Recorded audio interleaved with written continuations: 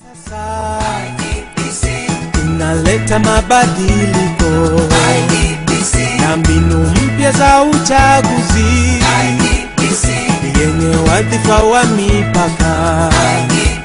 Chagua Kenya unayoitaka, usirudie yale makosa. Hi James. Thank you, sir. Welcome. Thank you. How do you do today? Jariburing. Under the circumstances. And a warm welcome to you. Thank you. Well, let's get straight into it. Right. The IEBC has already set the election date for the 14th of March 2012. What made you choose that date? What are the statutory mandates behind your decision?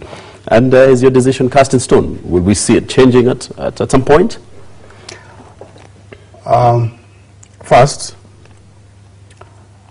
the election dates in any democracy are set, and they are set in advance. Indeed. The American Constitution sets the election date, and it is known years in advance. Our own Constitution that we adopted on 27th of August set the election date at some point. Absolutely. The issue is the election date in the transitional period. The first election after the Constitution was promulgated on the 27th of August last year. Nobody knew before the Electoral Commission announced that date when that election date must be. Yes. But you cannot huddle along in a democracy without having certainty as to the date when the elections will be held. Indeed. It creates a lot of tension. There has to be an election date. So whether this election date is acceptable or not acceptable, well thought or not well thought, cast in stone or not cast in stone, we have to move from the premise that there is a need in a democracy to have an election date that is well known in advance. And I'll give you some of the considerations that drove to the picking up of this particular date. We have an Elections Act, and we have a Political Parties Act. These are new legislation which were introduced recently in order to transform the political landscape. And this need for transforming the legal landscape is a response to what happened in 2007.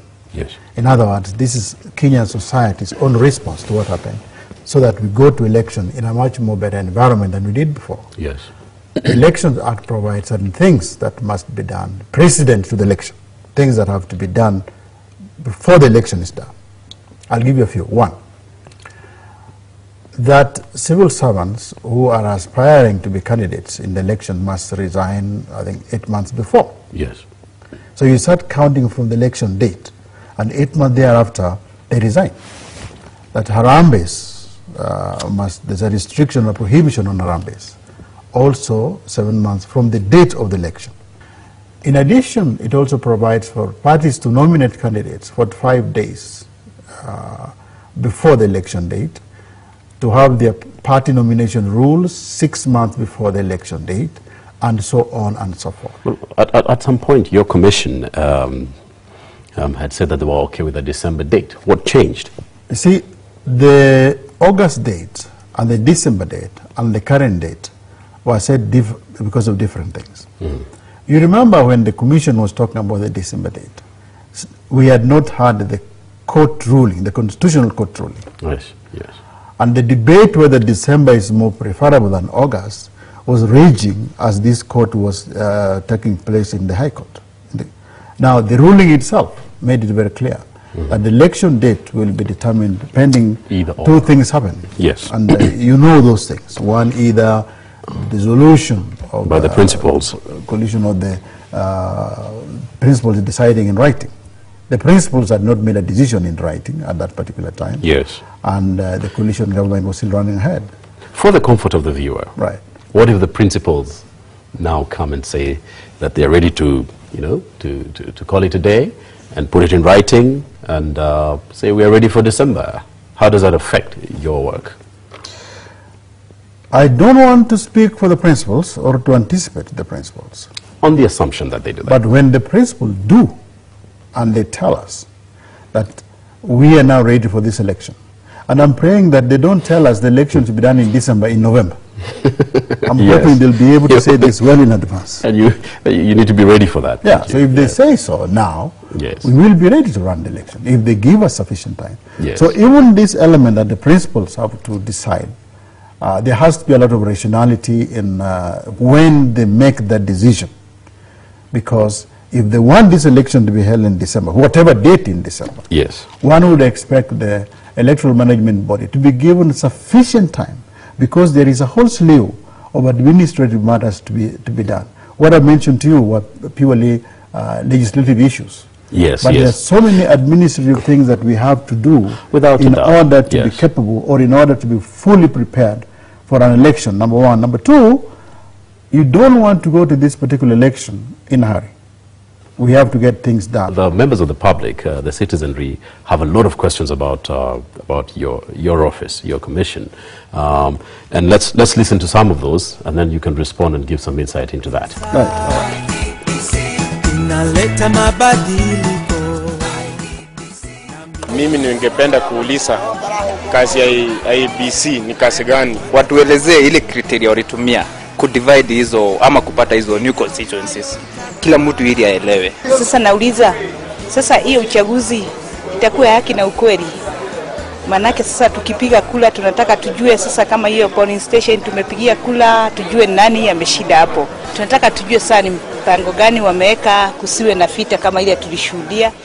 The mandate of the Independent Electoral Boundaries Commission is one, basically, to run elections and referenda. Secondly, to do boundaries delimitation. Boundaries delimitation was previously done by the Interim Independent Electoral and Boundaries Commission. And you are aware the Kriegler Commission had recommended that boundaries delimitation and the business of elections should be done by two separate entities. Yes. And that is what happens elsewhere in the world. But the framers of our constitution chose to fuse all those functions into one. So boundary delimitation is also part of our responsibilities. Okay. The other responsibilities of the commission set in the constitution includes registration, periodic registration or continuous registration of voters, voter education, updating of the voter register, because this has to be done from time to time, running by elections, and as I said, running the election themselves. And all the other activities that have to do with the elections, including also promoting the culture of democracy. Well, you talked about voter registration. When are you going to start doing that? The voter registration can only start once a number of things have happened. One, once the delimitation process is complete, once you finish the delimitation process, which means now you know generally the boundaries of constituencies and wards, then you do the mapping of polling stations. And you do the mapping of polling stations in two ways. One is the general mapping of polling stations, where you know generally where they stand in the constituency, but you're also mapping the geography of the neighboring area. It's a complete... Has that happened? Is that going on, or where are we? That can only go on when we finish the delimitation process. So once the delimitation process is complete, you start the voter registration, which goes on for a number of 30, 40 days, depending on so many other things. Once you complete the voter registration, you also provide for the inspection of the voter register and the compilation of the voter register. Working March 14th backwards, when do we expect to start the voter registration?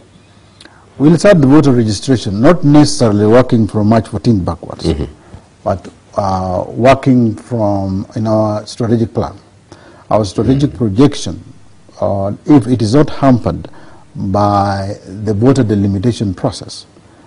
You're aware that after the registration, after the gazettement of the date, citizens have a window to go to court, and the court must make a determination in about 3 months. Now, if you're reading the Constitution, and 30 days if you're reading the statute. Okay. But there's that period of settling those, adjudicating those differences.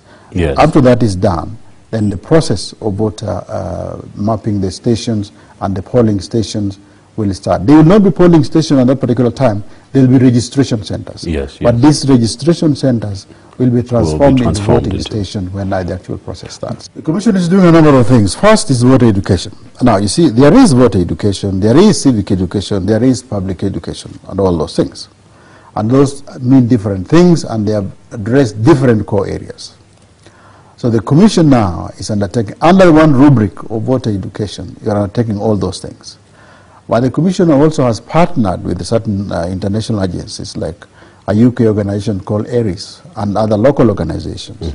And these are organizations that train in conflict mitigation, how to identify early signs of conflict, how to mitigate those, and how to deal with them. And under the general headline of voter education, our program stretches beyond the date of the counting. Yeah. It will not end on the day the election ends. Yes. We want it to transcend the election. So 3-4 months after the election results are known, we will be still at it, meaning talking to Kenyans in order to accept the results of the election. Yes, yes. Do you, for instance, have prosecutorial powers? The Act gives the Commission the powers to prosecute.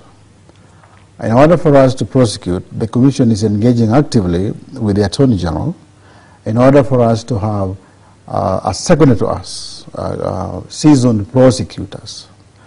And we are also looking for investigators who will also be seconded to us from the Director of CID. We would then train them in electoral matters, and during the elections then, or during those particular periods, we can now use these people to prosecute and also to investigate. As things stand now, the Commission has got homegrown lawyers, our own internal lawyers, and they can prosecute cases. But we don't have a well-developed prosecutorial capacity and an investigatory mechanism.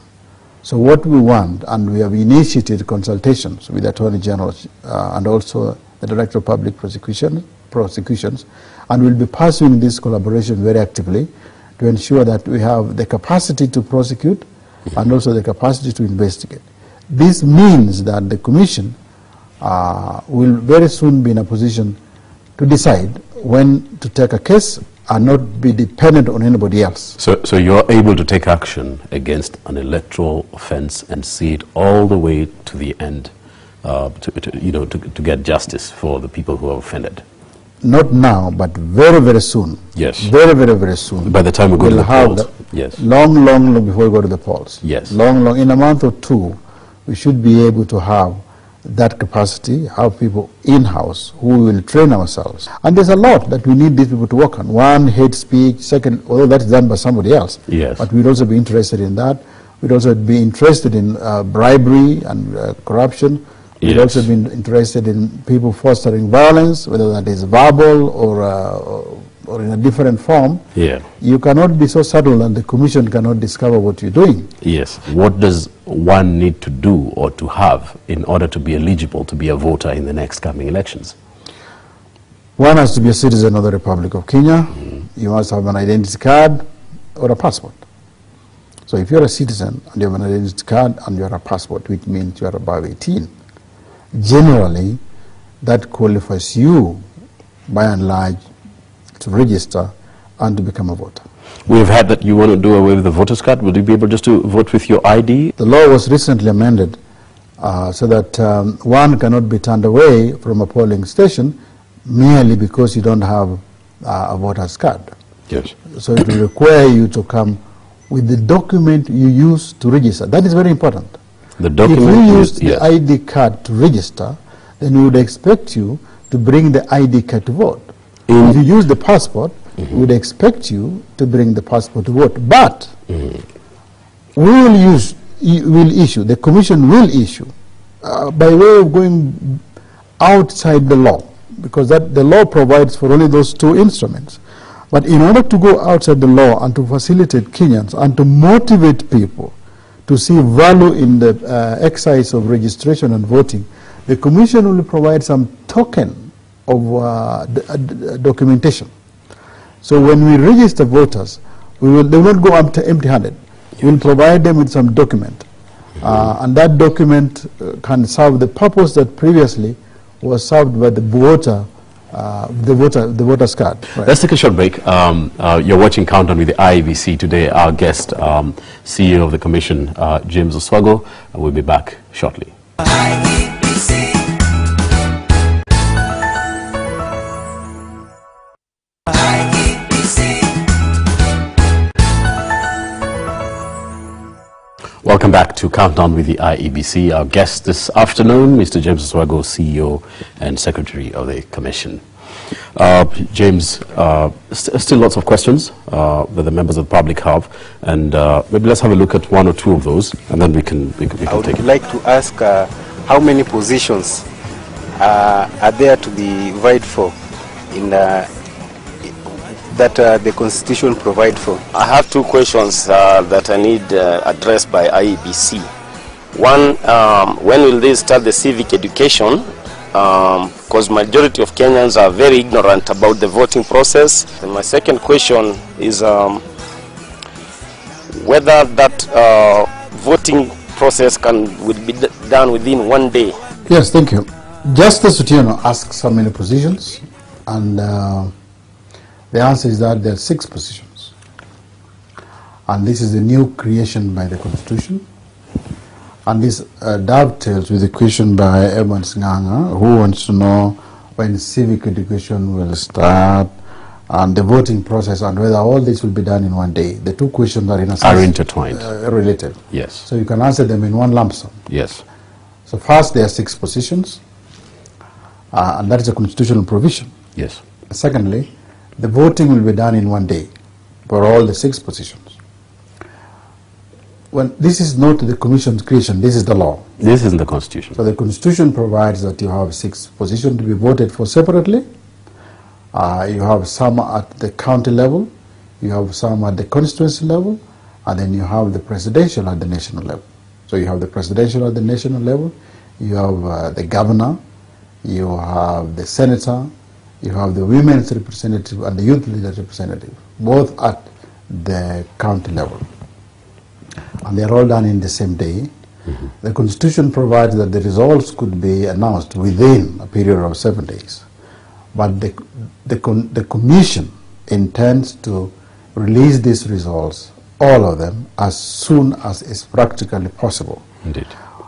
The Commission may decide to accelerate or prioritize the release of results depending on the choice. It might decide to release all the results together, or it might decide, for instance, to give greater prominence to presidents, say to the presidential election results. Yes. But these are decisions that the Commission is weighing with, considering all the options, and also the logistics, because most of these things result on so many things. One is the initial electronic transmission of votes, and secondly, our law requires that although the results could have been transmitted electronically, those are provisional results. They are non-official. Yes. They only become official when the document travels from the polling station in one form or the other up to the National Tallying Center for the presidential election. Okay. You talked about logistics, and a couple of weeks back you did a mock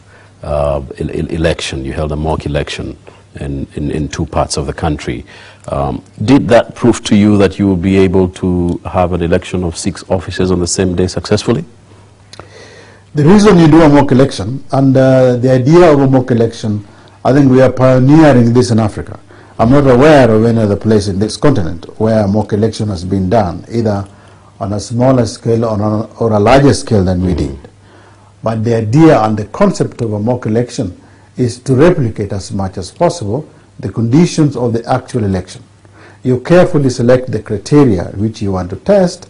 Some of those criteria are internal.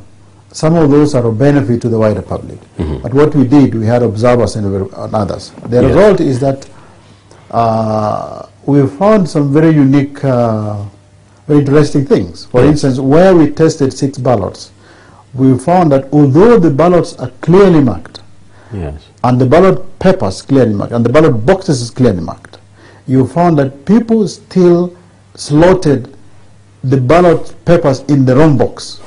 For instance, you had a ballot box dedicated to the presidency. Yes. And an individual signs for it, completes the presidential election ballot paper. Now, instead of proceeding to slot this in the presidential ballot box, you would find this somehow in the governor's ballot box. So, and they clearly marked? They are clearly marked. The ballot boxes are clearly marked. The ballot papers are clearly marked. What is the problem? Partly people would say it is a function of maybe better voter education. But it is not just better voter education, because the Commission recently conducted an election for the Law Society of Kenya. Yes. And last year we conducted an election for the Football Federation of Kenya. In the LSK election, and in terms of intellectual sophistication, they don't get better than lawyers. And we found that there was spoiled ballot papers. There's an assumption that That we is are in the all, LSK. This is not just any other. there's an assumption that we are all clever. Well, that is an assumption that can be is rebuttable. It's rebuttable, yes. A spoiled ballot paper simply means that it is not. It doesn't convey a specific intention. Yes. Now, so we have to deal with that. Find out how do you deal with that situation. This is one thing that came up in the picked up in the mock poll. The other issue that came up in the mock poll was in the ballot paper you have different candidates and they have different signs. And you also found that people were marking these things differently. You know, so at the end of the day, you find a ballot paper that normally should not be spoiled is spoiled because there are multiple markings which should not be there. James, which brings me back to my question. Is it possible then to do this election in one day? It's not a question whether it is possible. The election shall be done in one day. That is the law. That is what the Constitution provides. The assurance that the Commission is giving the country, and this is the reason why we are doing these mock polls. And I've told you, I'm not aware of any mock poll anywhere else in Africa in recent memory. The reason why we did this mock poll, and perhaps the reason why we might do another miniature one, is just to ensure that we got it 100% right. So the point that I'm saying is, we will do whatever it takes. If it is civic education, we'll do civic education. If it is wider dispersal of ballot boxes to ensure that you are in one room with one ballot box and you can't make a mistake, we will do that. But if you segregate the ballot boxes, you may achieve that certainty that every ballot paper is deposited in the right ballot box. In the right place. But you run into another problem. Time. The time and the wider management of the polling station. But whichever the case, ours is to ensure that the voter exercises the choice correctly. Right. And I'm sure that can be done. Which could mean that the polling station could be open up to midnight. No. The polling station will not be open up to midnight. The polling station will still be open within the meantime. But you can have more polling booths. Okay. You may have more streams. Yes. You have streams within a polling station. In the referendum, each stream was 750 voters, meaning if you went to a polling station and your name, the initial to your name, you'd find yourself in one stream. And 750 were given us a particular stream.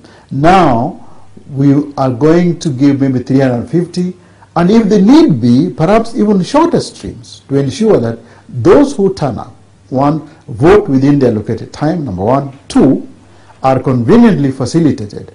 Thirdly, and most importantly, that they are afforded the opportunity to correctly exercise that choice that they want to exercise.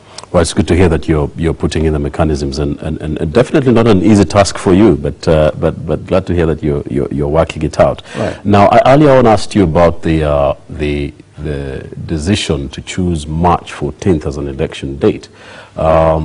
I just want to go back to that and tie to another question and say, who gave you the mandate to choose that particular date? And do you consider yourself really independent? The independence of the Commission, as a Chapter 15 creation, is enshrined in the Constitution. It is also entrenched in the Act of Law, the Independent Electoral and Boundaries Commission. And we are not the only independent constitutional commission. All constitutional commissions are established for a purpose to support constitutional democracy.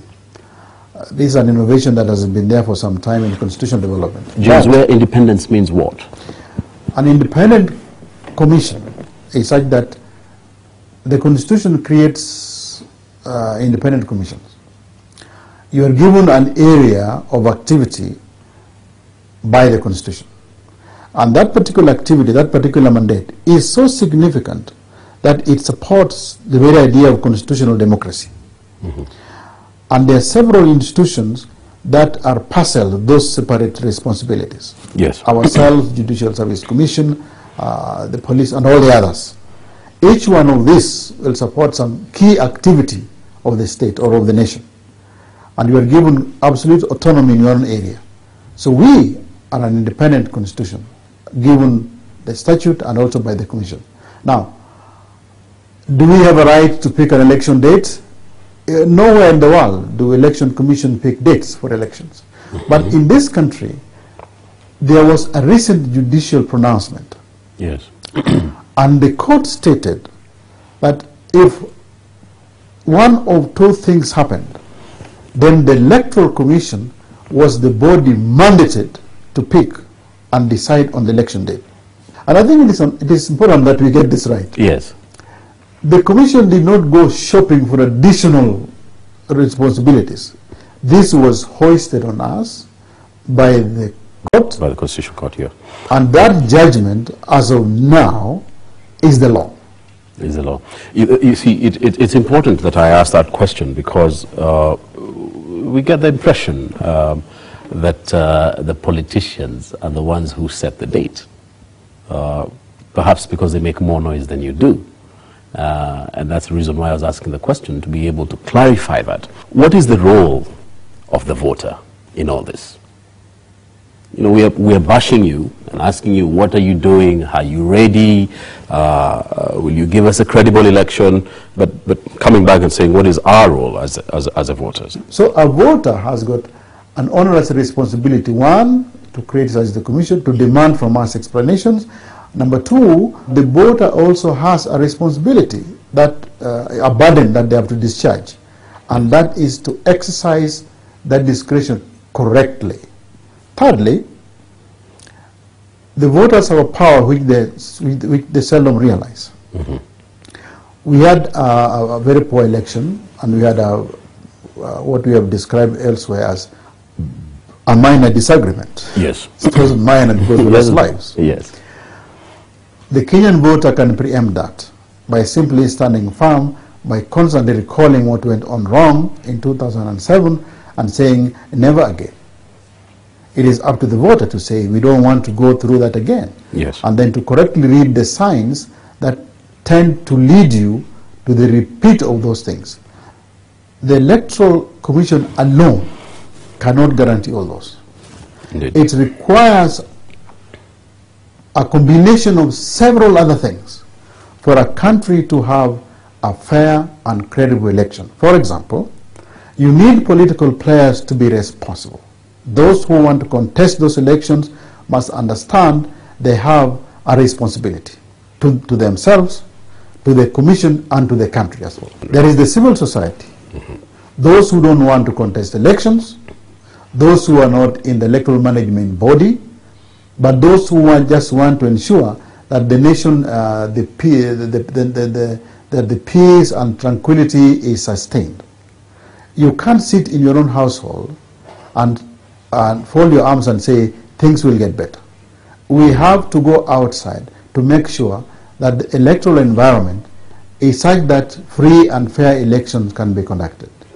Bribery is not there, not just by the Electoral Commission, by anybody else. We are all supposed to be involved. I need to bring this to a close. Well, indeed, as you've heard, the IEBC is willing and ready to be interrogated by you, and we're going to have this show every Sunday here on Citizen TV, every afternoon from 2 p.m. And you can see we're scrolling our contacts at the bottom of your screens on our Twitter account and our Facebook account, and you could also reach us on our email address info@iebc.or.ke. I repeat, info@iebc.or.ke. Please feel free to shoot us your questions and your queries on the electoral process, and we will be sure to answer them on this program every Sunday afternoon for the next couple of weeks. Our guest this evening, James Oswago. Thank you, James, for shedding light. Thank you. And I believe the viewers will be